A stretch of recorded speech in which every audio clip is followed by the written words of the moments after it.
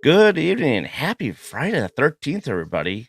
Welcome to Paranormal Question of the Day. We'll be right back right after a short intro.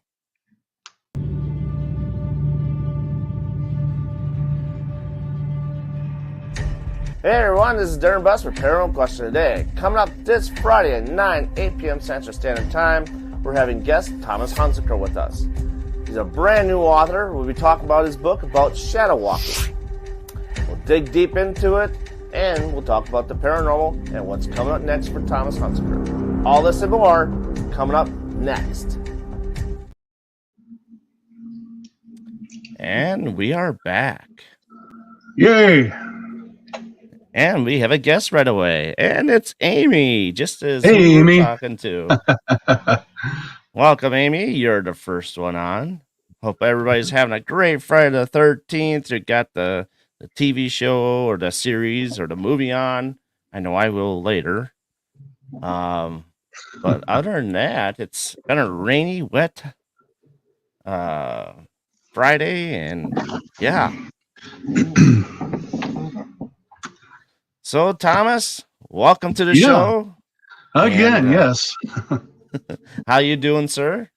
Well, I'm a little under the weather, but aside from that, things are well. So if I start hacking, I apologize. Oh, that's okay. You're all good. Yeah. So let's cut right to the chase here. Let everybody know in the audience, that whoever's watching now or listening to the background, you want to let the fine people know who you are? Sure. Well, my name is Thomas Huntzicker. You want more than that? I can give you more than that. Just a little I've been involved with the paranormal since I was a kid. Well, all the kids in high school were out drinking on the weekends and partying, and I was out exploring abandoned buildings and cemeteries and investigating. This was all in the 80s. So I've been running with several teams in the last 5 or 6 years. Currently running my own team. I guess it's really not called a team if it's by myself. But I work with a lot of other teams. Recently, I retired the Black Mirror project and have moved on to this shadow walking project. And that's where all my time is being focused now. It's not so much paranormal in nature. It's more spiritual, but it has a paranormal twist because we can talk about that later about how the bringing up these repressed parts of ourselves can affect our paranormal experiences and the phenomenon that goes around it. So, yeah. Awesome. It's me in a nutshell. You got to ask the questions to get more out of me because I could talk all night. But well, and I'm learning about the shadow walking thing, but we'll get into that. So let's talk about the mirror experiment you had going on. Yeah, absolutely. So did you have that like in a lot of sorts of different places, and was it the hope that they would all connect and possibly have different spirits move to different locations and likewise to like affect a different way how the location operates? Well, there's never a hope when you're setting up an experiment. It is what it is, and you take the results, and then you see if there's anything that's significant. It started with an interest. I've always been interested in scrying and black mirrors years ago, and I decided to start writing a book. The book is sort of done. I just don't have everyone else's experiences in it. And the more I researched it, it started showing up in my dreams and that type of thing. So there was one night I was very lucid in a dream, and I approached a black mirror, and I stepped through the mirror and came out somewhere else. So upon waking, I thought, well, why can't we try this in real life? So I talked with Josh over at Melbourne and Johnny over at Villisca, and we got a black mirror in both those locations. And our goal was to connect as many locations as possible through the black mirrors. There's a special process I use to activate the mirrors and get the energy flowing in and out.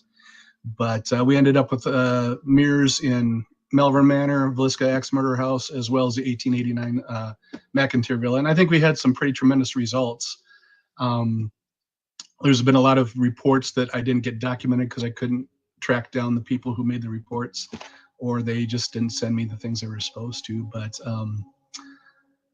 There was a team at Melbourne about a week after we installed the mirrors, and they took a photo right outside in the dark man hallway, right outside one of the doors of a apparition. It looks like a little girl in period clothing. Mm. And the idea was that maybe this energy from Villisca came through over to Melbourne. So, and I wish I had that photo to show you now because it's and I think maybe you've seen it before. Yeah, I've had it on before, I believe, but Yeah. it's off my thing here. But as we looked into the photo more, it looks like it could have been one of the victims from Villisca. But we've had also sorts of other phenomenon between all the different locations as well, and it was a very exciting project. It just kind of fizzled because I couldn't get the support I needed, not from anyone in particular, but it's not a one-man show, and that's what I was running it as. So it was overwhelming, and I just decided to retire the project for now anyways. I mean, it could pick up again if there's interest, Right. but moving on to the next thing that's a little bit more manageable for myself. So. Well, yeah. And I know at one point we were in talks to bring one up to the museum. Yeah. And I this is one of the mirrors here. I've still got most of the mirrors. This is the one that was from the McIntyrville. I've got it covered right now just because. Right. You never know what's coming out. But I've got several of the other mirrors here too. The only location that still has a mirror in it is Villisca up in the attic. That's still there. I just haven't had a chance to go pick that up. So okay. If anybody's there, they can certainly play around, do a little scrying with it. I think it's still there, and hopefully it's not broken. But right. I haven't had the opportunity to check on it in a long time. Yeah. So when you talk about being able to, like, in your dream, to be able to walk through this mirror and with your lucid dream in a way, do you think astral projection has a sort of way with it as well? It could, but I don't try and relate astral projection to it because we weren't focusing on the project wasn't focused on the individual and their spirit going from location to location. It was about the energies from the locations moving to another location. But it certainly would be a different twist to it. Was I astral projecting during the dream? No. I have astral projected before, and it's a different experience from what I was doing. That was definitely a lucid dream because I was seeing everything from a third person perspective. And when I see that, it usually means that I'm lucid dreaming and I'm watching myself like go through the mirror. So, yeah, but that's a very good point. What's that? Go ahead. I said that's a very good point you brought up. Did it ever like get really like to the point, like really like stressful for trying to get these things to go with the experiment, and just like the frustration hadn't been there where, like, okay, like I said before, you wanted to get the stuff from other people and their events of what happened and what all occurred.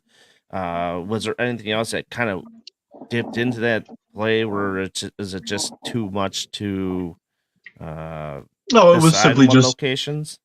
Well, a lot of it is having to go through the whole spiel of talking to location managers or owners, explaining the project, talking them into it, and they say yes, we're interested, and then I went and heard back. That was part of the, and just it's just I need more people. Would have needed more people to reach out to the different locations, and they just weren't there. It was just became a one-man show, plus working full time and writing other books and other projects. I just couldn't focus on that as much as it needed to be focused on. So it ran for about close to a year, and it was a fun project while it lasted. The people who I investigated with, almost all of them had experiences with the black mirrors, some good, not so good, and some of that those experiences actually play into the shadow walking book I do about these repressed shadows, that come up during times of stress, and then as a projection of that inner turmoil that's creating this paranormal phenomenon, or is it actually the paranormal phenomenon? Because experiences are generally subjective, it's hard to tell. So everyone would have to decide on their own. But that's just one twist to things. So. Okay. See, I've always wanted to try to do the mirror thing. It's just the way how my visual aspect works. I don't know if if I could do that with just one eye and just constant staring, but I'm thinking more or less sometimes like I think I could because even if I put a patch over the other eye, I think I Mhm. could because when I look at like blinds or somebody's got like a shirt with all these lines, it really messes with my eyes. Yeah. Yeah. So I'm thinking that I would have been able to do something like that, even regardless of what my visual issues are. Right, right. So And you certainly could have, because it's not about looking to see something in the mirror, it's about the general experience. A lot of people were experiencing things outside of the mirror.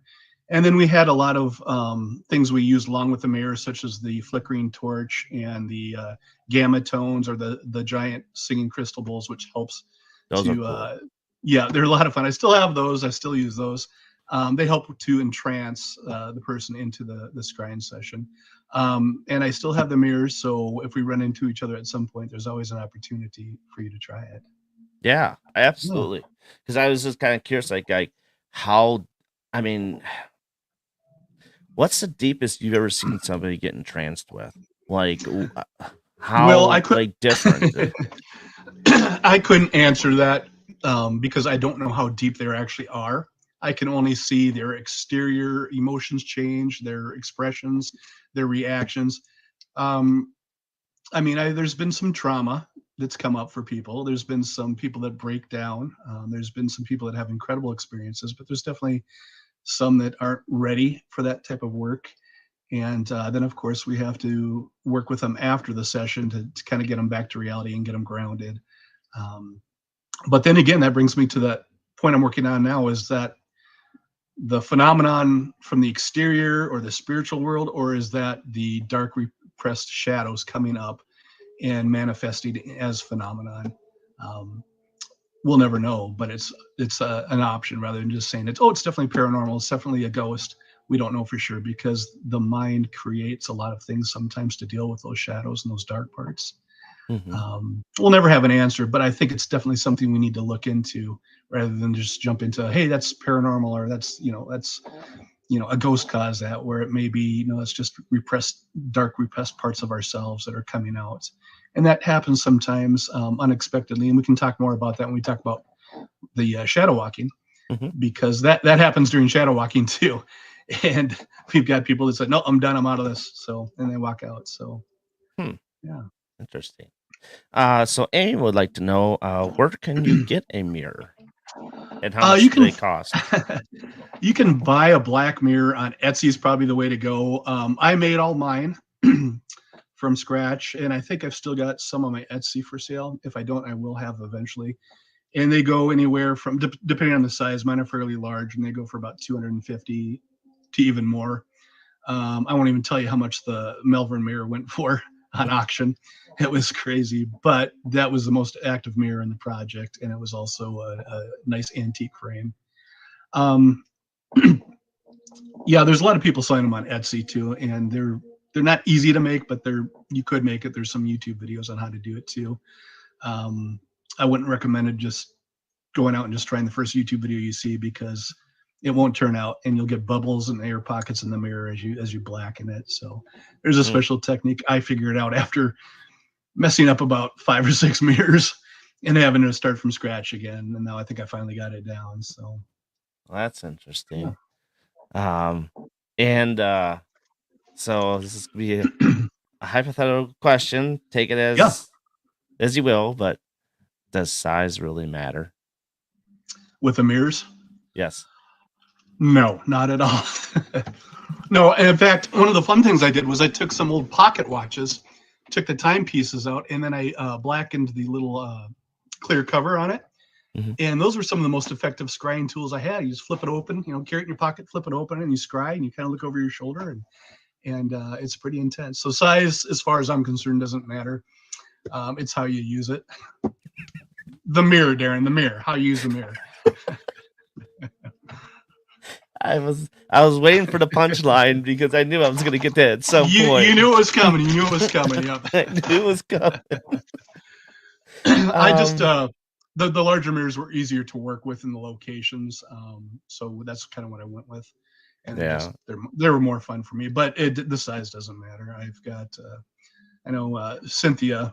has got a smaller one that she uses that I helped her with, and yeah. Yeah, and I know you got to set up in a certain angle wise, and how many is it in a room? If it affects it, like 3 or 4 in a room, and There's all sorts of different ways to use them. There's no correct way. So if someone says it needs to be this way or don't do this, disregard it. Use your intuition. Use it the way you feel guided to use it. And then if it doesn't work for you, try it a different way. But you don't want to look directly into it where you see your own reflection, because that's not the point. Some people will sit it on a table, and so it's facing up on a table, and they'll just look down at it so that they don't see themselves. Some people will angle it up. Some people will angle it down. For anyone who's really interested in the mirror work, Dr. Raymond Moody did a lot of work on the psychomantiums, where he used it therapeutically for people with grief and loss. Yes, Darren does love to push words around. He's a word pusher. So I recommend anything by Dr. Raymond Moody as far as the psychomantium and the mirror work he uses. Some of the results he had, we were able to replicate in our experiments as well. I think on TikTok, I've got some excerpts from a documentary that talks about the psychomantium and the Dr. Moody experiment. Excuse me. Yeah. wow. The mirror thing is definitely interested. It Yeah. definitely captivates me because I know the Stevenson building, they had a room specifically made for mirrors and stuff like that. But yeah, the thing is a total different setup. It is a different setup. McIntyrville has also got a mirror room too. They're smaller mirrors, but they got some epic mirrors in there too, some big ones. And it's a project I would like to pick up again, because I spend a lot of time and money in the research, and I've got a book that's essentially done.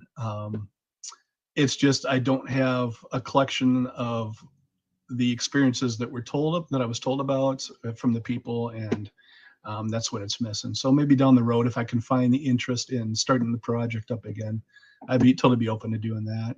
So I think Amy would like to do something like that, and yeah, and if you are on a team and you're going to be somewhere near the Omaha Council Bluffs area or somewhere I can come to, you can invite me, and I can bring the crystal bowls and the black mirrors with too.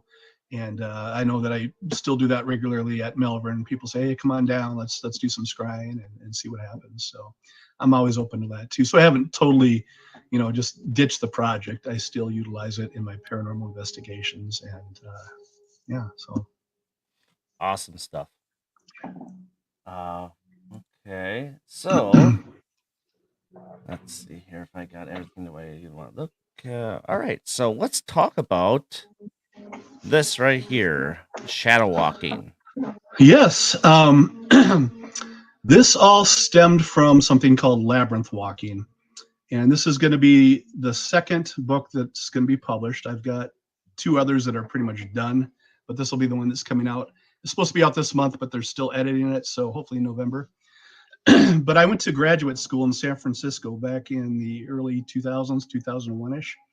And I studied transpersonal psychology. Now, transpersonal psychology is a nice blend of Western psychology and Eastern practices, the meditation, the mindfulness. And transpersonal just means above the personal. So paranormal stuff generally comes from transpersonal psychology. It's just not related because it's a hard psychology.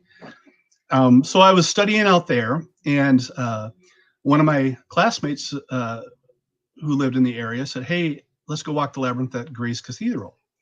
So we drove over to Grace Cathedral in San Francisco, and we walked this incredible labyrinth within the church. And it was just, I suppose I should explain what labyrinth walking is. Well, it's also, is it tied in with any of the movies at all? No, not at all. Okay. Just want to make that clear. Yeah, the labyrinth in the Labyrinth movie is not actually a labyrinth. That's a maze. A labyrinth has only one path. It lots of twists and turns, and they not replicate, but they represent all the twists and turns of life, bringing to a certain moment. Labyrinth walking is generally a meditative or contemplative practice that you walk around the winding path. The labyrinth's usually on a flat surface, either painted or in stone. There's all sorts of them. And the labyrinth itself is a symbol of an ancient design that goes way back into the Greeks. And then every culture's pretty much got some sort of labyrinth. The Native Americans had labyrinths, but it got its popularity during the medieval times over in France. at the Big Chartres Labyrinth. I think that's how you call it, Chartres. Yeah, it's a church over there. So it's a contemplative practice, and there's a lot of churches that have these labyrinths. Most people don't know. I'll post a picture of a labyrinth walk, and someone will say, "Where is that? I've lived in this place all my life. I've never seen it." And I always say, "Well, sometimes the things that are most sacred are hidden in plain sight." So that's labyrinth walking, and I teach mindfulness in labyrinth walking. That comes from the time I spent at the Zen monastery, and we focus on mindfulness and being. And each step, you're just sensing that heel to toe, that sensation of the foot hitting the ground. And then as these thoughts come in, or the monkey mind, because you're always going to have these thoughts come in, you become aware of it, and then let go of it, and then continue to walk. There's breathing techniques that we add into that as well too, but eventually certain things will come into your mind that you need to deal with. And as you come along a twist or a turn, you may stop for a moment and contemplate that, and then let it go. And then you enter the center of the labyrinth, and there's more of a meditation. And then the walk back through the labyrinth is just releasing all the negative stuff, the stuff you don't need anymore. That brings us to shadow work. Carl Jung, a psychoanalyst. Hold on, real quick. Yeah. So with the path and the maze that you're talking about now, The Shining. I want to bring The Shining up. They had that thing in the movie, the path that they had. Is that kind of similar to that as well? That is a maze because there's dead ends and there's different directions. The labyrinth just has one path, and a simple spiral could be a labyrinth, but generally there's lots of twists and turns. But you just follow that to the center, and then from the center you follow it back out. Okay, I just want to make sure. No, that's a good question. And there's a lot of people that get them confused because even in history, there's labyrinths that weren't really labyrinths; they were more mazes. Call it what you will. Some people will call a maze a labyrinth, and that's fine too. But is it also another form with the labyrinth walking? Is it another form, kind of like meditating and having like psychic work being done in a way, but you're just walking? It can be, and that's kind of where the shadow walking comes in. It's essentially shadow work while you're walking a labyrinth. Yeah, you could. Generally, what I teach is the mindfulness, and that's just kind of trying to focus on the here and now, letting all these thoughts and ideas come in, and then let them go, and then continue your walking. Just trying to be present, and you're working on being centered and calm and relaxed. But that brings us to the shadow work part. Okay. Now, shadow work was a term coined by Carl Jung, a psychoanalyst who was a student of Sigmund Freud. And Carl Jung is notorious for things like the collective unconsciousness and a lot of terms that we hear in the paranormal world too. He talked about these repressed parts of ourselves that we repress to function in society, things that are the dark parts of us that we're not proud of or that we're told are wrong or bad. And we hide them deep down inside. And that causes trauma to our body and to our mind. So what shadow work is doing is recognizing those dark parts, those shadows, bringing them to the surface and then integrating them. Now, it's not saying that if you're having these bad thoughts or ideas, you're going to go out and act on it. It's just saying that you're aware of them and that that's part of your psyche, and that's okay. You want to embrace it. And it's just saying, yes, I realize that there's dark parts of me. That's just part of who I am.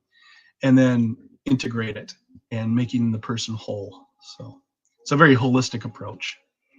Now, with the shadow, does it matter now? Okay, the way how the sun hits us. Okay, does it matter like in the shadow form of yourself? The darker you are in certain areas and where it's lighter in certain areas, does that determine on where sections might need to be worked on? The shadows that need to be worked on generally come to the surface as needed.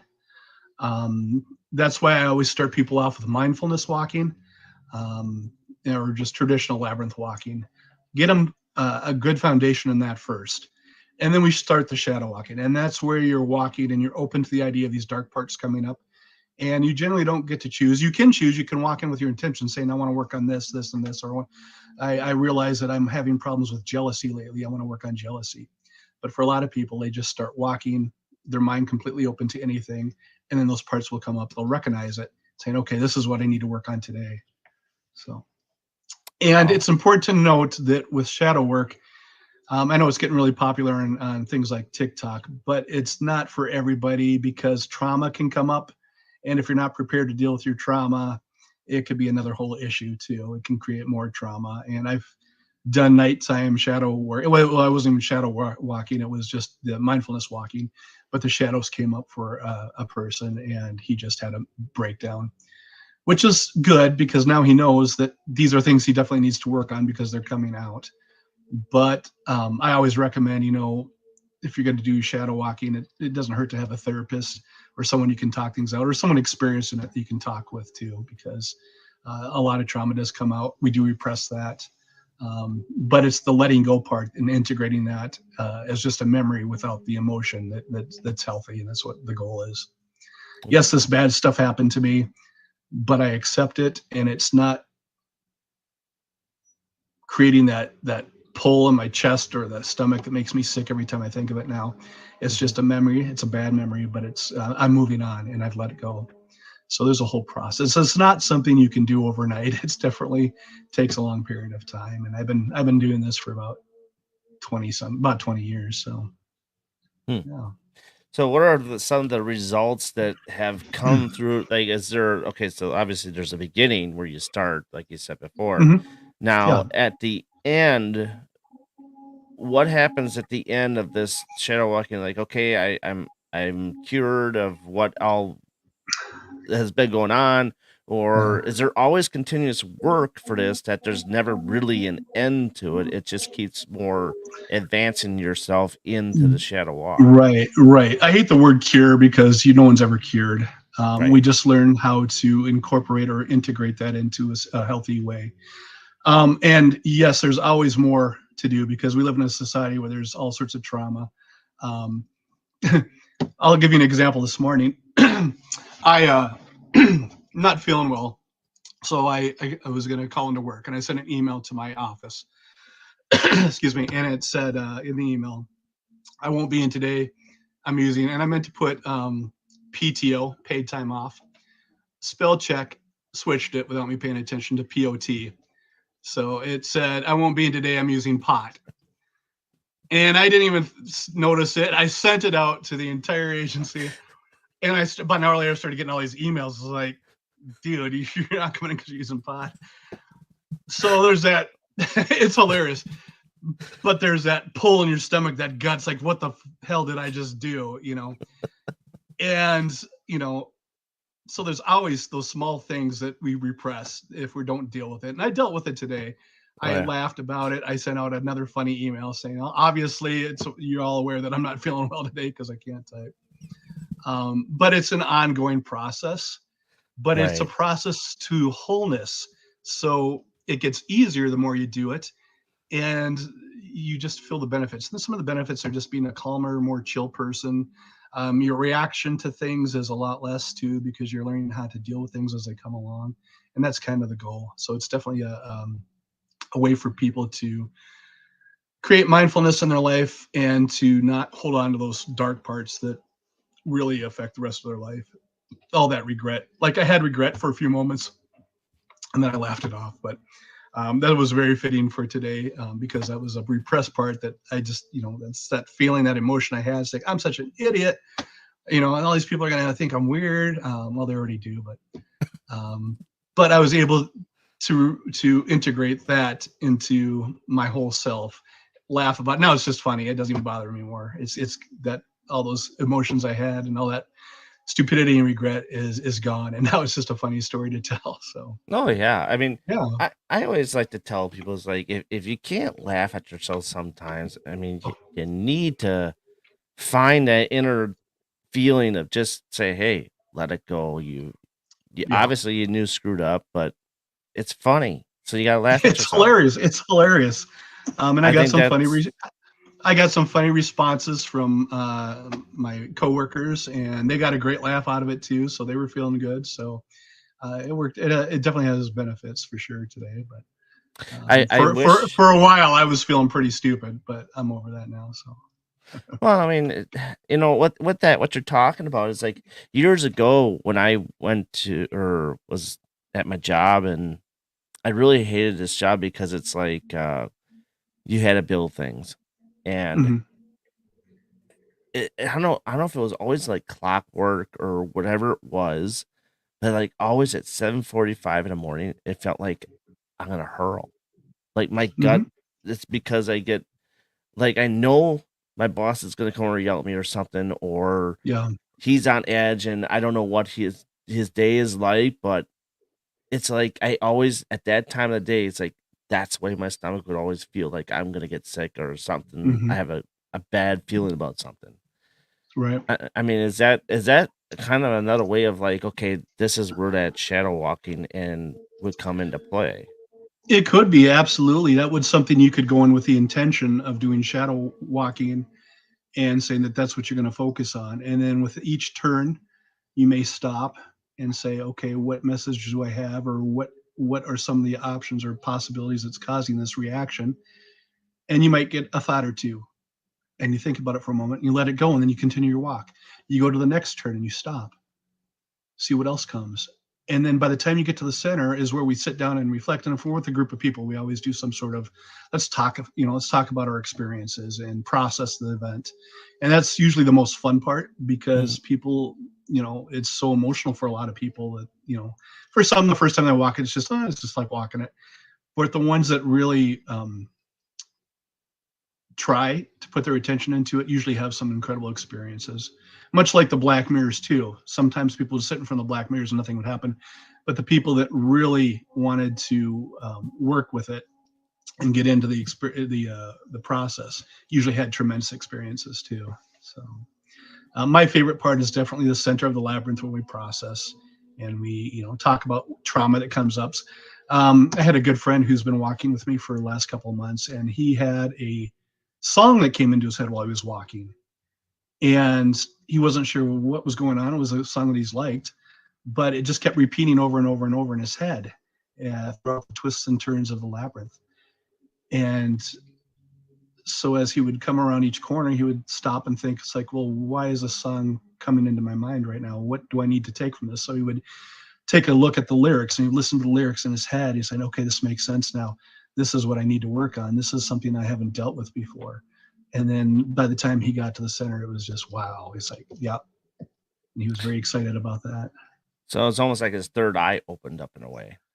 Yeah, I mean, you could call it that.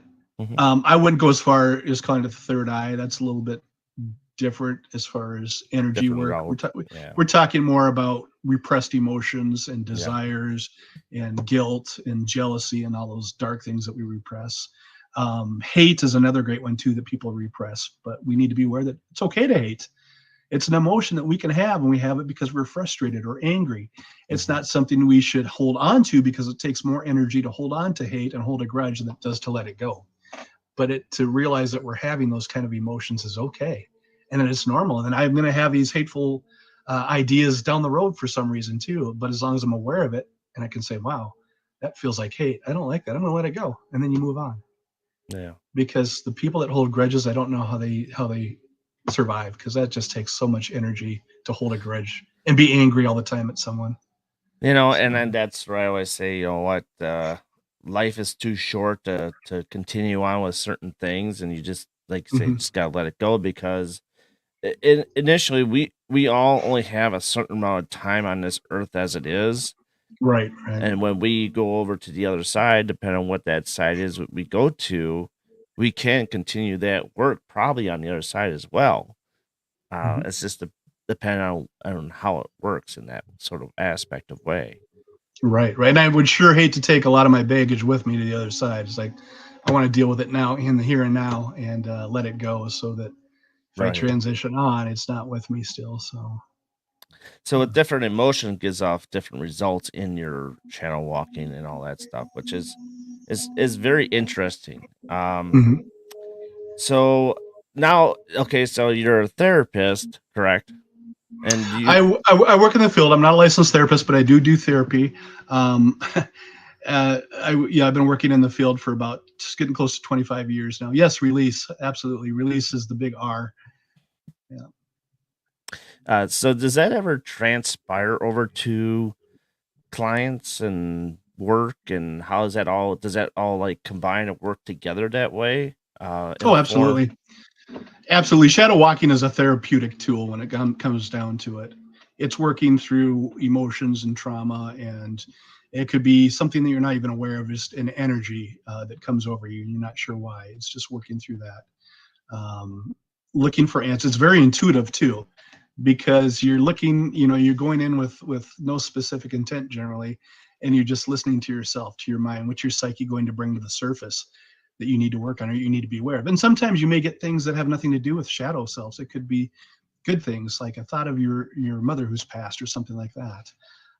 So there's all sorts of different results, and it's, to my knowledge, I don't know anyone else who's integrating the Jungian shadow work with labyrinth walking, thus the term shadow walking. Mhm. And I've tried to find if anyone else is doing it, and I haven't.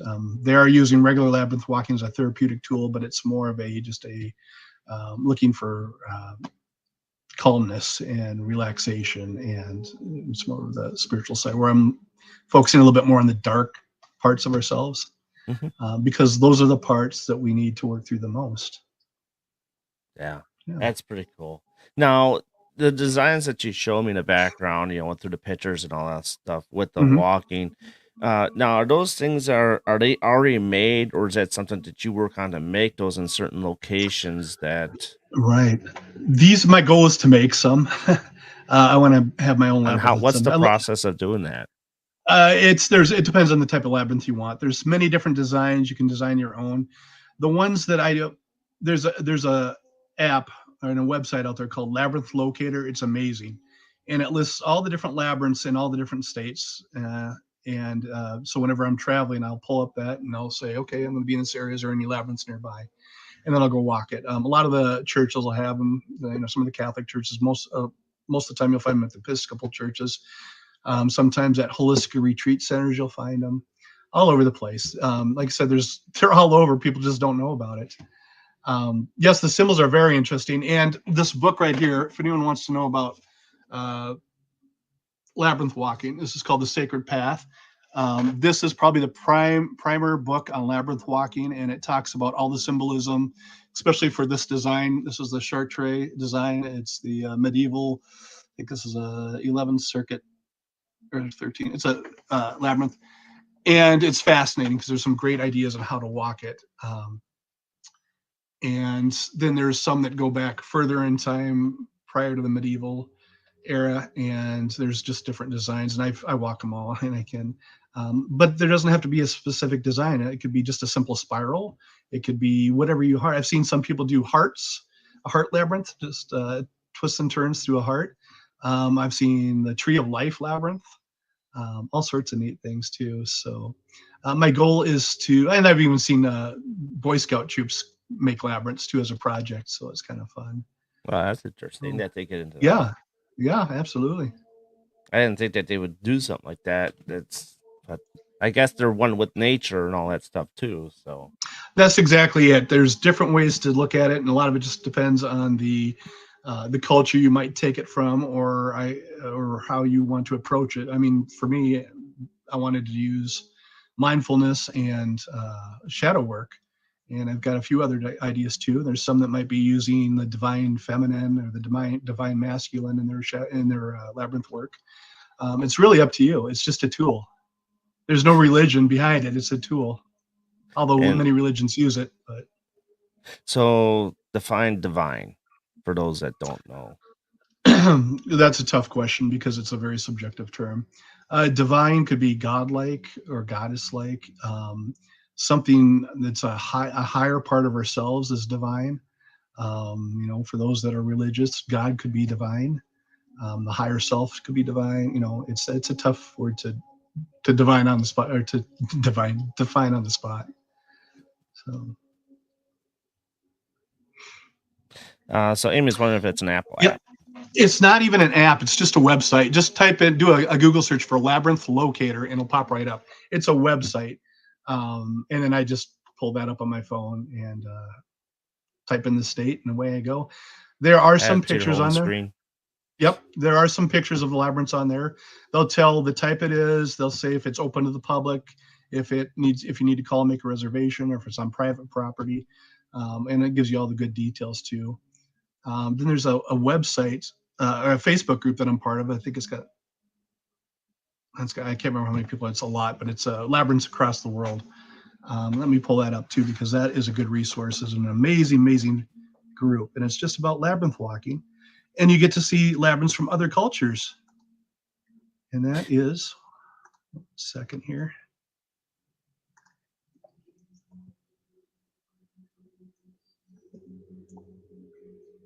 It's the Labyrinth Society Global Group. And I've been on there for a few weeks now and been able to share my experiences and my photos. And there's all sorts of there's some crazy labyrinths on there. Yeah, I mean, oh man, just thinking about that it's opening my mind to so many different things, because, and you know how I work is with all my questions and all that stuff. Yeah. It's just, my mind is just, so have you seen anything like, beach type deals where they have a labyrinth path by a beach, and so now you're bringing like the water and the ocean part of that, which is energy with the water and all that stuff. How does that go over with other people versus if you're just in a forest and you're just getting the nature side of that like that? That's a good question. That's totally a subjective experience too. Everyone's going to have their own experience. There is a labyrinth that I like to walk down in Lincoln, Nebraska. And if you catch it right after heavy rain, it's partially flooded. And it's just amazing because it's about ankle deep in water for half of it. So you're walking on this hard stone, and it represents kind of the pain in life and the twists and turns of life. And then there's that relief when you get to the water. I think I've got some photos of that on my website, and I might go check it out tomorrow because we're getting so much rain here. But yeah, the water does add a whole new aspects, to the walking. There are labyrinths out on the beaches. I see pictures of them all the time. I'm assuming that if they get too close to the water, they'll wash away because they're done in the sand. Mm-hmm. There's many in the desert, high desert. Anywhere you can. There's people that just mow them into the grass too. They're all sorts of ways. There's no specific way to do it. So. And now you're talking with brick and pavement. Now, what if they're done with limestone? Like we all talk about limestone being a conductor. Limestone, yep, limestone and quartz. I don't know of any, but there could very well be, and I would love to try and walk one of those. I would like to incorporate that somehow into the one I built. I walked some up in Sioux Falls, and Sioux Falls is built on quartz mines. So the city itself already has a high energy, which I absolutely love. But yeah, all those play different factors into it, for sure. And it's just kind of tuning into it and seeing how you react and seeing what comes up and what needs to be released or let go of, or insight. You may walk a labyrinth looking for insight of some sort, like to answer to a question, and it may come to you. Or you may have options that come to you, and then you can sit in the center and contemplate it, and then release the stuff you don't need on the way out. Yeah. Very great questions. Yeah, there's so much to it. There really is. So, and we know that you were saying that it's not so much of the paranormal stuff, but it is a little bit. So let's get into the paranormal side of things of this labyrinth walk. So it comes across to me, because we always talk about different locations and all that stuff, with a walk being made. Now, what happens if something gets like into like a ley line, so to speak? With the atmosphere, would it all change, make it a whole different kind of I'm guessing there are some that have been built on ley lines. I know there's a bunch in Sedona, and yeah, you're going to get a different kind of energy with every labyrinth you're at, and the energy is going to change from day to day depending on the weather and the other environmental aspects. But I've got some labyrinths I like more than other because they seem more intense. Some that are more naturey, as if you take like the stone and the grass labyrinth opposed to, or the dirt labyrinth opposed to a concrete one, I would prefer probably the more nature stone and grass or dirt as opposed to the concrete. But the concrete works great too. I walk those all the time. But you're absolutely right. And I think that a lot of the sacred places probably have labyrinths already. Like I said, Sedona's got them. There's some in California at certain spots too. So yeah. Um, so what do you think of what are the other paranormal aspects of this that people can expect if they want to go about it in a paranormal aspect way? Well, I wouldn't necessarily walk a labyrinth for paranormal aspects. You can commune with your higher self, or you may try and commune with a spirit guide or something like that. Those are all viable things. When I talk about the paranormal stuff, it's more related to just the shadow work and how much of those phenomena that we're experiencing in a haunted location may actually be part of our subconscious or those repressed shadows coming out. Um, and there's, and I talk a little bit about it that in the book too. Um, that hold on a second, I lost my train of thought. Here, I'll pull your book up real quick so new Yep, viewers that come in can see what we're talking thank about you. for a book. So here's the book that we're talking about right here. And availability will be January, you're hoping? Well, hopefully next month. Okay, next month. It's in the final stages, but it's out of my control at this point. So And it'll be available on Amazon, correct? it'll be available everywhere. Brick and mortar should be able to get it to Barnes and Noble, Amazon for sure. Um, wherever you can buy a book generally is going to have it or be able to get it anyways. So, yeah. Okay. As far as the shadow work and the paranormal stuff, the things that we need to be aware of, and I saw some of this come up with the mirror work we did, where it wasn't so much paranormal, but was more psychological. So some of the things that you would have to be aware of is psychological projection. This would be where like ghost hunters may project their own fears or anxieties or unresolved emotions into their surroundings, leading them to perceive paranormal activity when there may not actually be any. This can be a manifestation of the shadow aspects of the self too. Hallucinations would be another one, and those are sometimes caused by intense emotions or anticipations. Heightened state of alertness could cause a hallucination. So are you really experiencing paranormal, or is it your psyche? And that's going to be kind of a frustration for the hardcore paranormal believers that think everything's a ghost. But I think it's an important aspect to find that balance, to really question yourself. Is it paranormal or is it not? And that's why we use equipment when we investigate, because those are objective tools. They pick up different energies and different temperature changes, whereas everything that we experience in our own mind or our body is all subjective. Only we know what's going on. There's also the confirmation bias that you might run into, and that's basically if you're a hardcore believer in paranormal, you're not going to really pay attention. Then it might be that shadow coming up from your own psyche. There's the power of suggestion you have to be aware of too. If you're ever in a group of people and one person says, "Oh, this happened," and everybody else believes it happened too, it's like, "Yeah, I felt it too," or it's like, "Yes, I saw that as well." Did they really, or is that just that power of suggestion? Mm-hmm. Then emotional resonance would be another one, and that would be an environment or a location that would just bring up a lot of emotion from your past. So there's going to probably be a lot of paranormal hardcore ghost hunters out there that don't like these ideas, but it's rationale is what we're talking about here. Yes, there is probably paranormal phenomenon you can experience, but not everything is. Some of that is stuff that's coming up from your own psyche, from your deep-rooted shadows of yourself. So my wife just joined the chat here. It's me. It's Marsha. Marsha. She'll say that. Oh boy, get that started now.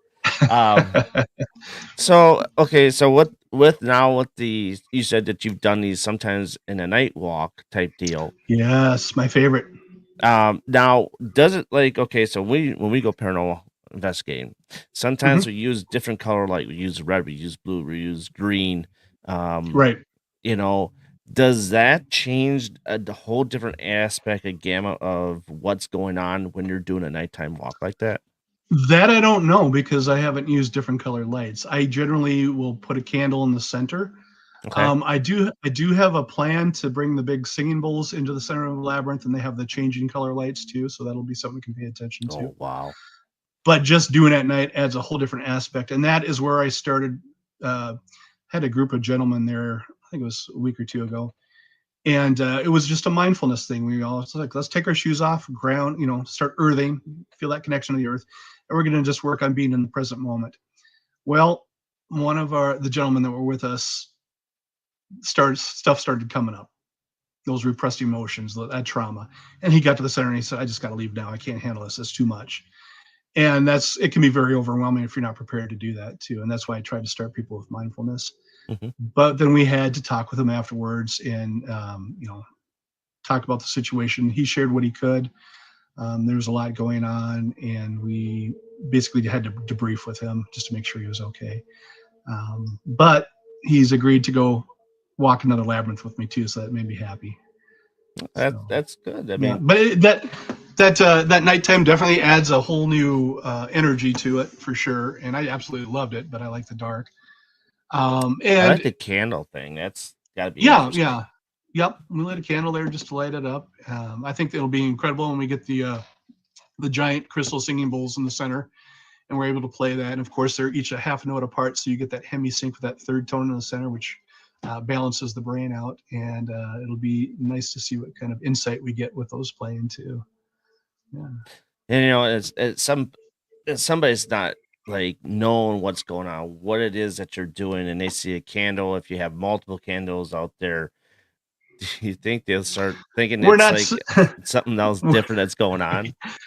That's crossed my mind a few times too. It's like, no, we're not doing any sacrificing or any satanic rituals or anything. I generally, when I use a labyrinth, I try and talk to the property owner. I've got a pretty good rapport with most of them, and just let them know what I'm doing. Hey, I'm working on this book. This is the type of stuff we're doing. And most of them are like, yes, please, I use their labyrinth.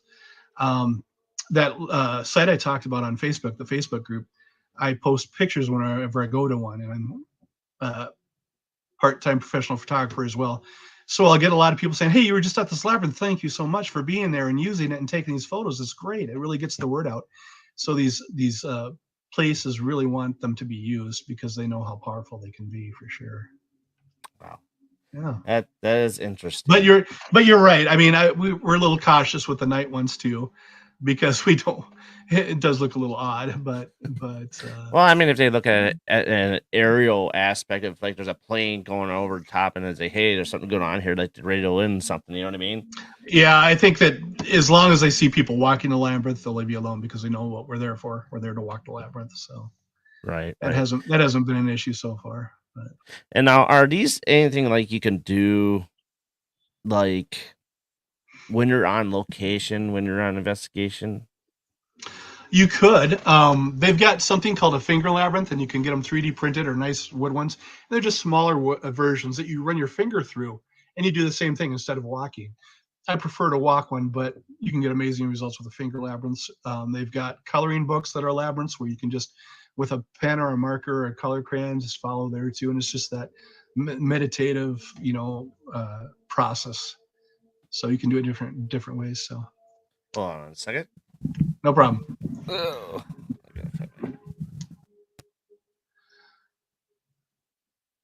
Other questions, anybody, please.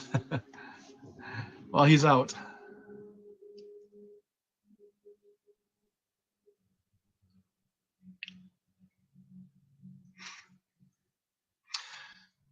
If you are in the Omaha, Council Bluffs, or Sioux Falls area, or anywhere in the Midwest, and want to walk a labyrinth with me, I would certainly be open to that.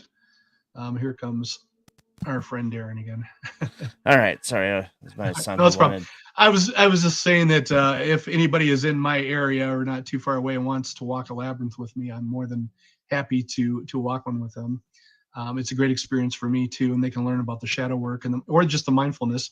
My next book that's coming out after the shadow walking will be called The Lotus and the Labyrinth, and it's strictly about the mindfulness and how Zen walking meditation is incorporated into the labyrinth.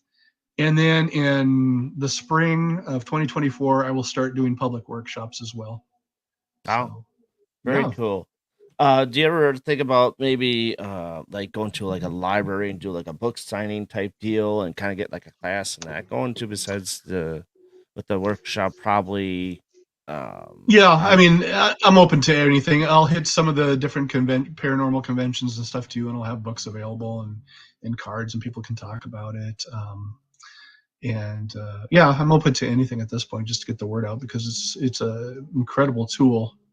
It has been for me. And I walked my first labyrinth in San Francisco 20 some years ago, about 20 years ago, and I didn't really start getting into it until about a year ago. And then I was with a friend, and we both started walking labyrinths quite often, and we both got into it, and it's been some incredible changes. And I'll talk about that in my book too. So Very cool. Very yeah. cool. This is a lot to take in. It is, and there's a lot more to it as well.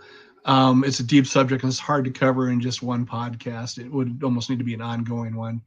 I almost invited my friend in, he's upstairs right now, to talk about his experiences, because he's just started walking with me over the last month or so, and he's just totally into it. He's like, this is amazing. He's like, he's asked me earlier today, he's like, are you going to go walk a labyrinth in the morning? If so, can I come with? I'm like, absolutely, let's do this. So, wow, very cool. Yeah. So if you guys want to get his book, where can they find that book, and where it'll be available again? It'll be available anywhere online or brick and mortar. Once it's out, price? I don't know what that's going to be yet. Okay. I couldn't even tell you. That's beyond my control at this point. So we'll see.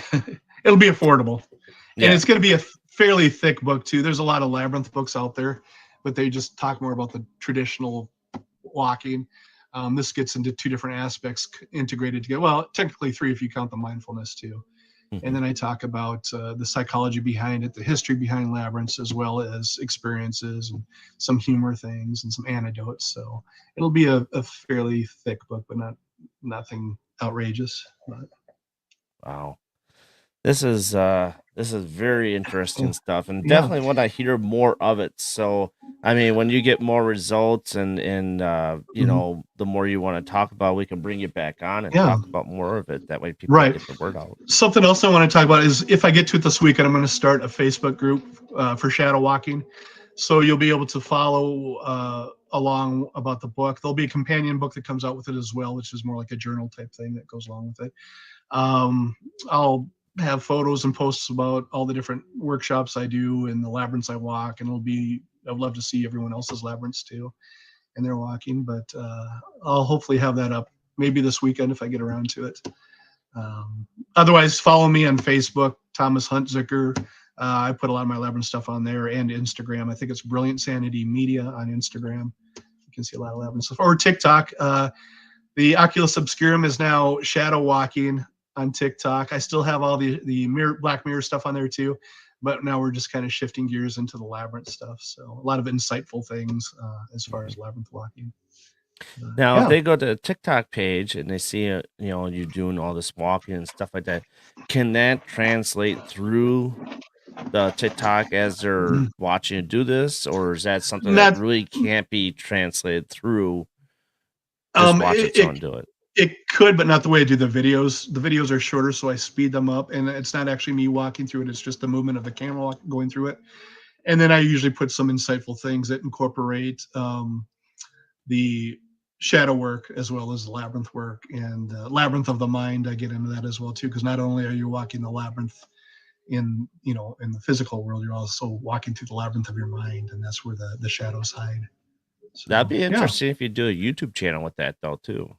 We'll get to that eventually too. I mean, I still got to work a full-time job plus a part-time job plus all the writing too. But yeah, it's a lot of fun, and I'm getting some great feedback on the labyrinth stuff too. It's a very, if you're into holistic things and spiritual things, it's definitely something you should try for sure. Very cool. And you might be surprised that there's labyrinths right next to you too. I know Omaha's got about 5 that I know of. Hey, Deb. Hey, Deb. I just saw Deb up in Sioux Falls last weekend. We went to the psychic and holistic fair up there and had a good time. Some crazy stuff up there. Yeah, and we're gonna walk a labyrinth at some point with Deb. So very cool.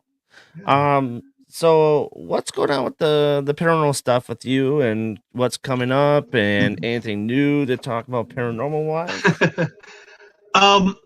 Well, I've been invited to Broadhead. I think it's next weekend. I'm not sure if I'll make it because that's a hell of a drive for me now that I'm further south in Omaha. But that was with my good buddy Rob Gray, who is just amazing to investigate with. We've been investigating for about 5-6 years now. If I'm not there, I'll try and get up to the Bango event, which I absolutely love, and I'll see you there. Yep, I'll be there next weekend. I've got a couple of photo shoots coming up at Malvern through October and November, which is fun because I'll do the shoots and then I get to hang out and investigate for a while too. I'd like to get to the squirrel cage jail, but aside from that, I don't have anything booked or planned. Most of the stuff I do now is usually through invites. It's like, hey, we're going to be here. Will you come hang out with us? And make sure I'll bring the black mirrors and the crystal bowls and the big camera, and we'll have a good time. So I was open to that. Very cool. Yeah, if anyone's got any questions, reach out to me on Facebook too. You send me a message if you got a question. I'll try and answer it the best I can because I'm always down for a good conversation.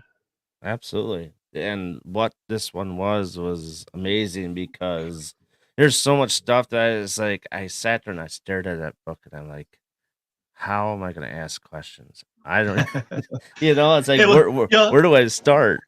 You'll have to read it and then you'll know where to start when the book's out. So hopefully there's not too many more delays on that.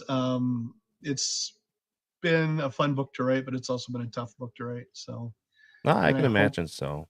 And I hope that people are able to get from it what they need to get. If it's even just to get to a labyrinth and walk. So right.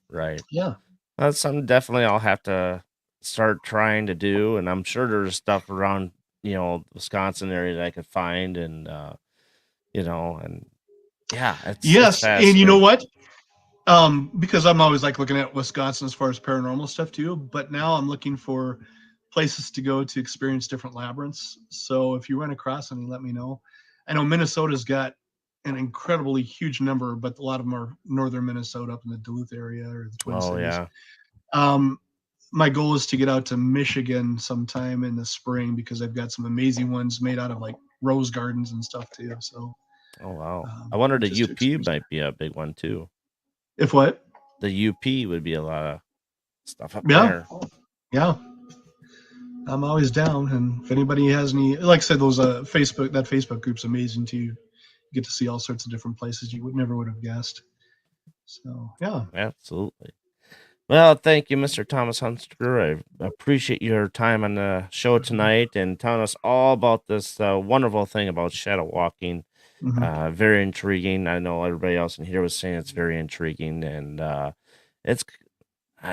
just like the idea. It's very very thoughtful of what your mind can really produce and try to fix yourself, in a way.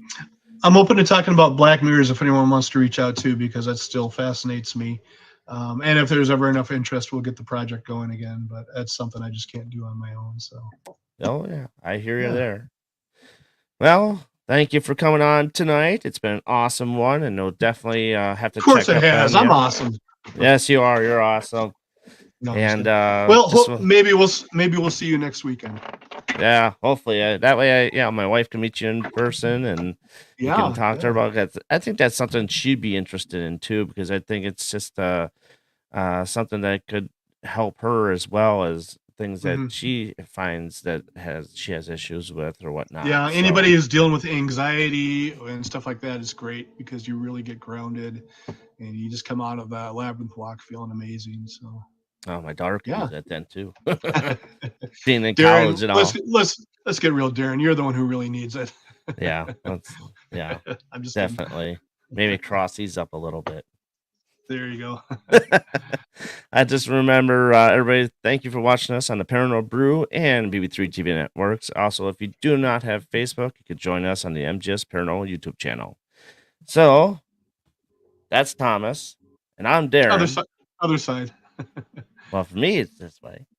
Yeah, you're pointing away, though. I don't care. It's fine. Oh, and there's Travis there. Hey, Travis.